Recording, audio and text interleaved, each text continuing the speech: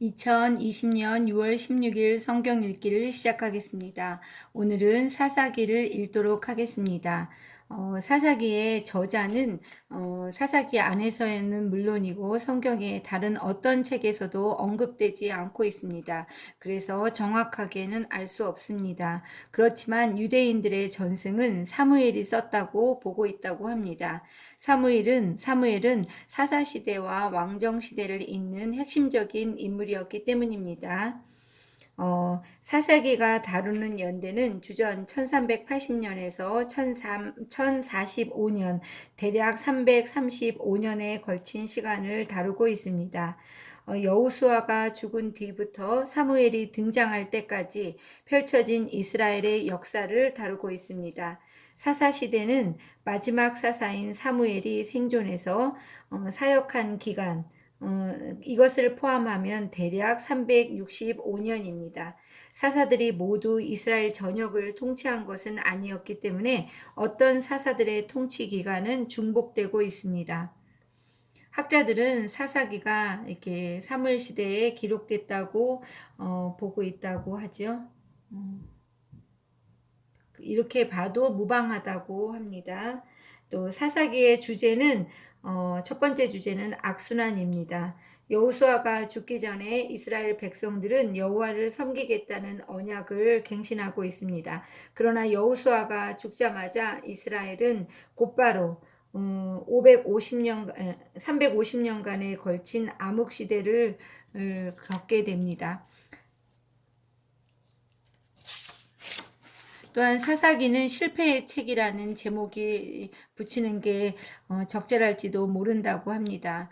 사사기는 이스라엘 민족이 각기 자기의 소견에 옳은 대로 행하면서 죄에서 종노릇을 하고 또 간구하고 구원을 받고 평화를 맞게 되고 이것을 7번 반복하는 역사를 기록하고 있습니다. 남부 지역이나 북부 지역, 중앙 지역, 동부 지역, 서부 지역으로 배교가 온 땅에 퍼지는 것을 볼 수가 있습니다. 이스라엘은 보상과 처벌이라는 장치로는 그들의 잘못된 점을 고칠 수가 없었습니다. 또한 두 번째 주제는 오래 참으시는 하나님입니다. 하나님은 이스라엘 백성이 회개할 때마다 용서하시고 또 이렇게 사사들을 보내주고 계십니다. 사사기에 나타난 예수 그리스도의 모습은 사사입니다. 첫 번째로 사사입니다. 사사는 하나님의 백성의 구원자이면서 통치자고 또 제사장이면서 선지자입니다. 이 세 가지 직분은 그리스도 안에서 완성되고 있습니다. 사사기는 대부분 산문체 설화로 기록되어 있습니다. 그 시는 드보라와 그 바락의 노래가 있는 부분이 시입니다. 사사기는 그 연대순으로 기록되지는 않고 있습니다. 그 배교의 광범위함을 드러내기 위해서 지리적 흐름을 따라서 소개하고 있습니다. 사사기에는 의로운 왕이 필요하다는 사실을 말해주고 있습니다. 이스라엘 백성들은 가나안 땅에서 하나님의 소유된 백성으로 제사장 나라로 또 거룩한 백성으로 살아가야만 했습니다. 그러나 여호수아 이후에 겨우 한 세대가 지났을 뿐인데 이스라엘 백성들은 제사장 나라로서 거룩한 백성으로서의 정체성을 잃어버리고 있습니다. 이스라엘이 정체성의 위기, 리더십의 위기에 봉착한 것입니다. 이스라엘은 믿음과 순종이 부족해서 그들의 왕이신 하나님을 바로 섬기지 못했습니다. 이래서 사사기는 의로운 왕이 필요하다는 사실을 말해주고 있습니다. 그 의로운 왕이 누구입니까? 1차적으로는 다윗이고 결론적으로는 예수 그리스도이십니다. 사사기는 이렇게 신정 정치에서 왕정 정치로 이어지는 연결고리의 역할을 하고 있기도 합니다.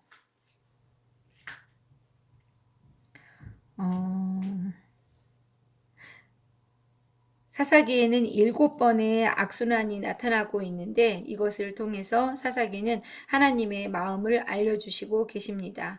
우리에게는 예수 그리스도라는 심장이 이식되어야 합니다. 예수님의 마음을 가져야 하나님과의 관계를 소중하게 여기고 하나님의 마음을 시원케 해드리는 거룩한 나라, 그의 소유된 백성, 제사장 나라가 될 수 있습니다. 자, 1장부터 사사기를 읽어보도록 하겠습니다. 유다와 시므온 지파가 아도니베섹을 잡다. 여호수아가 죽은 후에 이스라엘 자손이 여호와께 여쭈어 이르되 우리 가운데 누가 먼저 올라가서 가나안 족속과 싸우리이까. 여호와께서 이르시되 유다가 올라갈지니라. 보라, 내가 이 땅을 그의 손에 넘겨 주었노라 하시니라. 유다가 그의 형제 시므온에게 이르되 내가 제비 뽑아 얻은 땅에 나와 함께 올라가서 가나안 족속과 싸우자. 그리하면 나도 내가 제비 뽑아 얻은 땅에 함께 가리라 하니 이에 시므온이 그와 함께 가니라. 유다가 올라가매 여호와께서 가나안 족속과 브리스 족속을 그들의 손에 넘겨주시니 그들이 베색에서 10,000명을 죽이고 또 베색에서 아도니 베색을 만나 그와 싸워서 가나안 족속과 브리스 족속을 죽이니 아도니 베색이 도망하는지라 그를 쫓아가서 잡아 그의 엄지손가락과 엄지발가락을 자르매 아도니 베색이 이르되 옛적에 70명의 왕들이 그들의 엄지손가락과 엄지발가락이 잘리고 내상 아래에서 먹을 것을 줍더니 하나님이 내가 행한 대로 내게 갚으심이로다 하니라. 무리가 그를 끌고 예루살렘에 이르렀더니 그가 거기서 죽었더라. 유다 지파가 예루살렘과 헤브론을 치다. 유다 자손이 예루살렘을 쳐서 점령하여 칼날로 치고 그 성을 불살랐으며 그 후에 유다 자손이 내려가서 산지와 남방과 평지에 거주하는 가나안 족속과 싸웠고 유다가 또 가서 헤브론에 거주하는 가나안 족속을 쳐서 세세와 아이만과 달메를 죽였더라. 헤브론의 본 이름은 기럇 아르바였더라. 온니엘이 드빌을 치다. 거기서 나아가서 드빌의 주민들을 쳤으니 드빌의 본 이름은 기럇세벨이라. 갈렙이 말하기를 기럇세벨을 쳐서 그것을 점령하는 자에게는 내 딸 악사를 아내로 주리라 하였더니 갈렙의 아우 그나스의 아들인 온니엘이 그것을 점령하였으므로 갈렙이 그의 딸 악사를 그에게 아내로 주었더라. 악사가 출가할 때 그에게 청하여 자기 아버지에게 밭을 구하자 하고 나귀에서 내림에 갈렙이 묻되 내가 무엇을 원하느냐 하니 이르되 내게 복을 주소서. 아버지께서 나를 남방으로 보내시니 샘물도 내게 주소서 하매 갈렙이 윗샘과 아랫샘을 그에게 주었더라. 유다와 베냐민 지파의 승리. 모세의 장인은 겐 사람이라. 그의 자손이 유다 자손과 함께 종려나무 성읍에 올라가서 아란 남방의 유다 황머지에 이르러 그 백성 중에 거주하니라. 유다가 그의 형제 시므온과 함께 가서 스밧에 거주하는 가나안 족속을 쳐서 그곳을 진멸하였으므로 그 성읍의 이름을 호르마라 하니라. 유다가 또 가사 및 그 지역과 아스글론 및 그 지역과 에그론 및 그 지역을 점령하였고 여호와께서 유다와 함께 계셨으므로 그가 산지 주민을 쫓아내었으나 골짜기의 주민들은 철병거가 있으므로 그들을 쫓아내지 못하였으며 그들이 모세가 명한 대로 헤브론을 갈렙에게 주었더니 그가 거기서 안악의 세 아들을 쫓아내었고 베냐민 자손은 예루살렘에 거주하는 여부스 족속을 쫓아내지 못하였으므로 여부스 족속이 베냐민 자손과 함께 오늘까지 예루살렘에 거주하니라. 에브라임과 므낫세 지파가 베델을 치다. 요셉 가문도 베델을 치러 올라가니 여호와께서 그와 함께 하시니라. 요셉 가문이 베델을 정탐하게 하였는데 그 성읍의 본 이름은 루스라. 정탐꾼들이 그 성읍에서 한 사람이 나오는 것을 보고 그에게 이르되 청하노니 이 성읍의 입구를 우리에게 보이라. 그리하면 우리가 내게 선대하리라 하매 그 사람이 성읍의 입구를 가리킨지라. 이에 그들이 칼날로 그 성읍을 쳤으되 오직 그 사람과 그의 가족을 놓아보내매 그 사람이 햇사람들의 땅에 가서 성읍을 건축하고 그것의 이름을 루스라 하였더니 오늘까지 그곳의 이름이 되니라. 쫓아내지 못한 가나안 족속. 므낫세가 베스안과 그에 딸린 마을들의 주민과 다아낙과 그에 딸린 마을들의 주민과 돌과 그에 딸린 마을들의 주민과 이블로암과 그에 딸린 마을들의 주민과 무기또와 그에 딸린 마을들의 주민들을 쫓아내지 못하매 가나안 족속이 결심하고 그 땅에 거주하였더니 이스라엘이 강성한 후에야 가나안 족속에게 노역을 시켰고 다 쫓아내지 아니하였더라. 에브라임이 게셀에 거주하는 가나안 족속을 쫓아내지 못하매 가나안 족속이 게셀에서 그들 중에 거주하였더라. 스불론은 기드온 주민과 나알롤 주민을 쫓아내지 못하였으므로 가나안 족속이 그들 중에 거주하면서 노역을 하였더라. 아셀이 악고 주민과 시돈 주민과 알랍과 악십과 헬바와 아빅과 르옵 주민을 쫓아내지 못하고 아셀 족속이 그 땅의 주민 가나안 족속 가운데 거주하였으니 이는 그들을 쫓아내지 못함이었더라. 납달리는 베세메스 주민과 베다낫 주민을 쫓아내지 못하고 그 땅의 주민 가나안 족속 가운데 거주하였으나 베세메스와 베다낫 주민들이 그들에게 노역을 하였더라. 아모리 족속이 단 자손을 산지로 몰아넣고 골짜기에 내려오기를 용납하지 아니하였으며 결심하고 헤레스 산과 아얄론과 사알빔에 거주하였더니 요셉의 가문의 힘이 강성함에 아모리 족속이 마침내는 노역을 하였으며 아모리 족속의 경계는 아그라빔 비탈의 바위부터 위쪽이었더라. 사사기 1장에서는 가나안을 완전히 정복하지 못한 이스라엘의 이야기가 나오고 있습니다. 1절부터는 유다의 실패가 그려지고 있습니다. 여호수아가 110세에 이제 죽었고 베색을 정복하는 이야기가 나오고 있습니다. 제일 먼저 유다가 이제 그 이스라엘 자손들 중에서 먼저 올라가서 가나안 족속과 싸우게 됩니다. 이때 유다가 시므온에게 같이 함께 갈 것을 요청하고 있습니다. 그래서 그 유다 지파는 예루살렘과 헤브론을 정복하고 있습니다. 갈렙에게 주어진 성읍은 갈렙의 아우 그나스의 아들 온니엘이 드비를 점령하고 있습니다. 철병거를 소유한 골짜기의 가나안 주민들을 이 유다 족속은 쫓아내지 못하고 있습니다. 이들은 청동기만 가지고 있었기 때문에 철기 문명을 받은 그런 그 가나안 주민을 쫓아내지는 못하고 있는 것을 볼 수 있습니다. 또한 이제 베냐민의 실패가 그려지고 있습니다. 베냐민은 예루살렘의 여부스 족속을 쫓아내지 못하고 있습니다.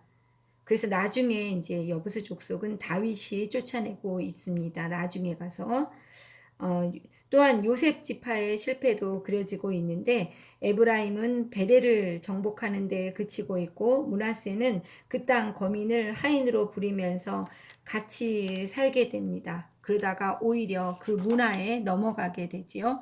또 스불론의 실패도 그려지고 있고 아셀과 납달리, 단의 실패도 그려지고 있습니다. 단은 해변 저지대의 아모리 족속을 몰아내지 못하고 있습니다. 그래서 산지의 작은 정착지로 만족해야 했습니다. 2장 읽도록 하겠습니다. 여호와의 사자가 길갈에서부터 복임으로 올라와 말하되 내가 너희를 애굽에서 올라오게 하여 내가 너희의 조상들에게 맹세한 땅으로 들어가게 하였으며 또 내가 이르기를 내가 너희와 함께한 언약을 영원히 어기지 아니하리니 너희는 이 땅의 주민과 언약을 맺지 말며 그들의 제단들을 헐라 하였거늘 너희가 내 목소리를 듣지 아니하였으니 어찌하여 그리하였느냐. 그러므로 내가 또 말하기를 내가 그들을 너희 앞에서 쫓아내지 아니하리니 그들이 너희 옆구리에 가시가 될 것이며 그들의 신들이 너희에게 올무가 되리라 하였노라.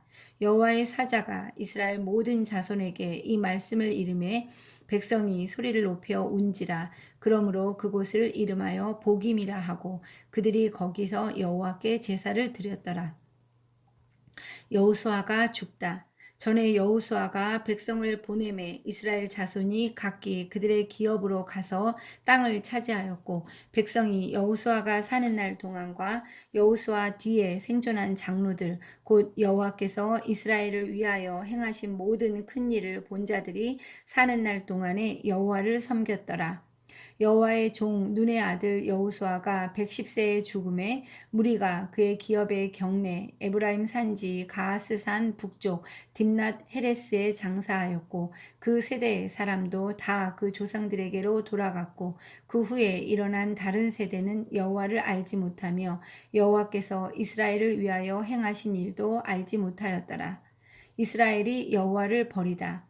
이스라엘 자손이 여호와의 목전에 악을 행하여 바알들을 섬기며 애굽 땅에서 그들을 인도하여 내신 그들의 조상들의 하나님 여호와를 버리고 다른 신들 곧 그들의 주위에 있는 백성의 신들을 따라 그들에게 절하여 여호와를 진노하시게 하였으되, 곧 그들이 여호와를 버리고 바알과 아스타롯을 섬겼으므로 여호와께서 이스라엘에게 진노하사 노략하는 자의 손에 넘겨주사 그들이 노략을 당하게 하시며 또 주위에 있는 모든 대적의 손에 팔아 넘기심에 그들이 다시는 대적을 당하지 못하였으며, 그들이 어디로 가든지 여호와의 손이 그들에게 재앙을 내리시니 곧 여호와께서 말씀하신 것과 같고 여호와께서 그들에게 맹세하신 것과 같아서 그들이 괴로움이 심하였더라. 여호와께서 사사들을 세우사 노략자의 손에서 그들을 구원하게 하셨으나 그들이 그 사사들에게도 순종하지 아니하고 오히려 다른 신들을 따라가 음행하며 그들에게 절하고 여호와의 명령을 순종하던 그들의 조상들이 행하던 길에서 속히 치우쳐 떠나서 그와 같이 행하지 아니하였더라. 여호와께서 그들을 위하여 사사들을 세우실 때에는 그 사사와 함께 하셨고, 그 사사가 사는 날 동안에는 여호와께서 그들의 대적들의 손에서 구원하셨으니, 이는 그들이 대적에게 압박과 괴롭게 함을 받아 슬피 부르짖음으로 여호와께서 뜻을 돌이키셨음이거늘. 그 사사가 죽은 후에는 그들이 돌이켜 그들의 조상들보다 더욱 타락하여 다른 신들을 따라 섬기며 그들에게 절하고 그들의 행위와 패역한 길을 그치지 아니하였으므로 여호와께서 이스라엘에게 진노하여 이르시되, 이 백성이 내가 그들의 조상들에게 명령한 언약을 어기고 나의 목소리를 순종하지 아니하였은즉 나도 여호수아가 죽을 때에 남겨둔 이방 민족들을 다시는 그들 앞에서 하나도 쫓아내지 아니하리니, 이는 이스라엘이 그들의 조상들이 지킨 것 같이 나 여호와의 도를 지켜 행하나 아니하나 그들을 시험하려 함이라 하시니라. 여호와께서 그 이방 민족들을 머물러 두사 그들을 속히 쫓아내지 아니하셨으며 여호수아의 손에 넘겨주지 아니하셨더라.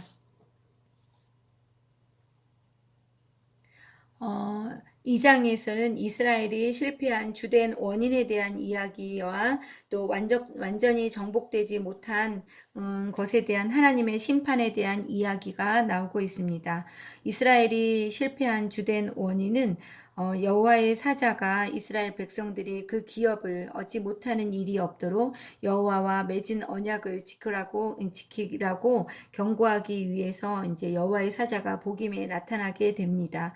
가나안 땅의 주민과 언약하지 말라는 말씀을 듣지 않아서 가나안 사람들이 이스라엘 백성들의 옆구리에 가시가 되고 가나안의 신들이 이스라엘 백성들에게 올무가 되었습니다. 이에 이스라엘 백성들은 소리를 높여 울었고 그곳 이름을 우는 자들이라는 뜻을 가진 복임으로 지었습니다. 그러면서도 그들은 결국 돌아오지 않고 있습니다. 이것이 바로 이스라엘이 실패한 주된 원인이 되고 있습니다. 이렇게 완전히 정복하지 못한 것들에 대해서 하나님께서는 심판하고 계십니다. 첫 번째로는 경건한 세대가 다 죽음을 당하게 됩니다. 이 이유는 자녀들에 대해서 신앙 교육을 제대로 그들이 하지 못했기 때문이었습니다. 또한 두 번째로 하나님의 심판이 설명되고 있습니다. 그래서 죄와 구원이 반복되는 주기가 이제 소개되고 있고, 또 이스라엘이 가나안 사람들이 섬기고 있는 바알과 아스타롯을 섬기게 됩니다. 바알은 가나안 사람들이 섬기던 지역 신들 중에 하나로 사람과 농작물의 그 다산과 관계되어 있습니다.